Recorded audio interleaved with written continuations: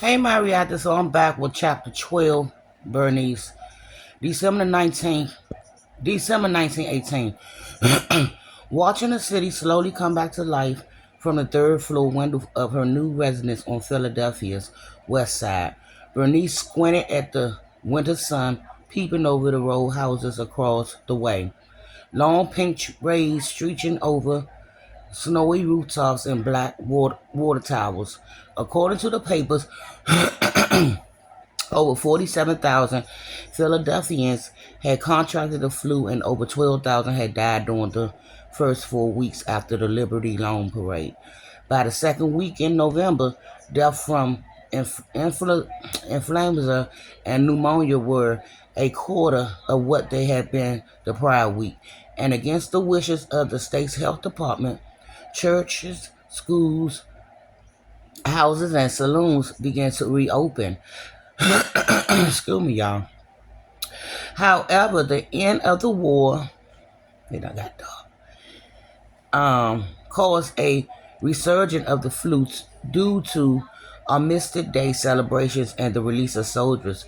So the Committee of the American Public Health Association encouraged shops and factories to stagger their openings and closing hours and advised people to walk to work then possibly instead of using public transportation to avoid overcrowdedness.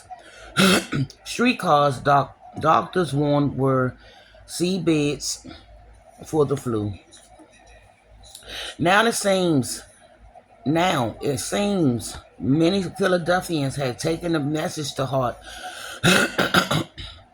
On a short stretch of slush-covered sidewalks below Bernice's room, men in long coats and black hats hurried to their jobs with newspapers and lunch piles under their arms, some still wearing masks. A beggar woman in a ratty dress stood on the corner, holding out a dirty hand.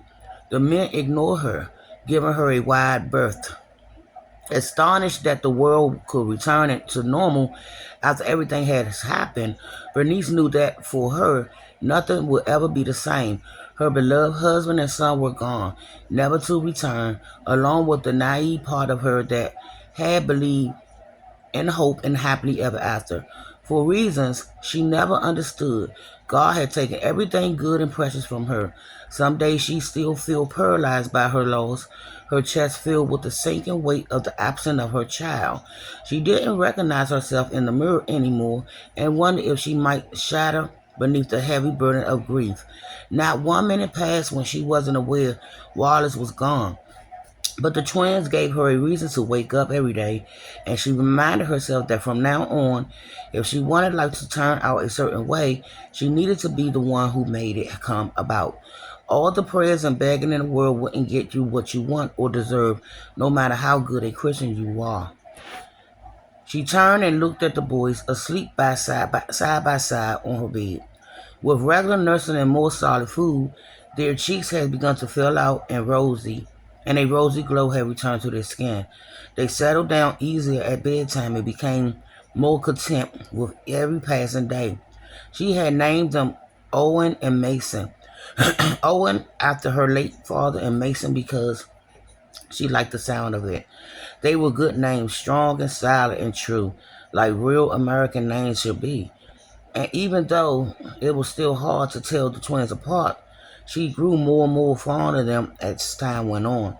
Their new home consists of only one room, with just enough space for the dresser, bed, and chair, but it was far enough away from the Fifth Ward that no one would recognize her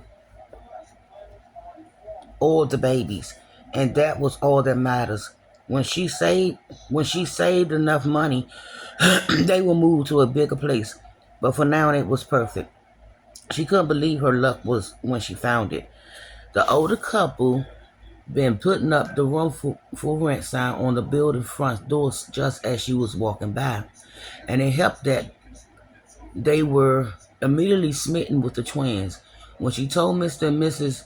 Patterson she was a war widow and a nurse who was trying to start over, they readily agreed to give her the room without deposit. Not only that, but they offered to watch the boys so she could go back to work. It seemed too good to be true. So far, everything was working out in her favor, which was further proof that taking the twins had been the right thing to do. It helped, too, that the Red Cross had asked true American women to open their homes to many unfortunate orphanages by the epidemic, because she certainly was a true American. If only she could stop thinking about abandoning Wallace. The guilt of leaving him felt like a boulder in her chest, making it hard to sleep and breathe and eat. By now, someone had seen the two ribbons on her old apartment door, white for Wallace and black for herself. By now, they had found him and the dead nurse and taken them to the morgue. She left ribbons on the Lange's door, too, four of them, black for Mrs. Lange and white for Pia and the twins. No one was to suspect that the Lange children were unalive unless Pia had returned and found the boys missing.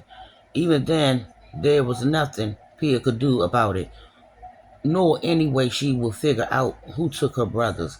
Bernice had never spoken 2 words to the girl, not to mention that during and after the chaos and commotion caused by the flu, with so many deaths happening so quickly and new cases still being reported, no one would have time to look for 2 small boys anyway. Still, she had nightmares about what she'd done, dragging a nurse corpse into her bedroom and putting her in a bed she shared with her late husband, struggling to put one of her own nightdress over the nurse's head. She could still see the woman's blood-clot nose and twisted mouth, her blue face and stern eyes rimmed with blood. She could still picture Wallace laying motionlessly and cold beside her, a woman who was not his mother. Did he know his real mother had deserted him and left him alone with a stranger? Will he and the nurse be buried together as mother and son? The thought was almost more than she could bear. So I'll be back with Bernice, chapter 11, in the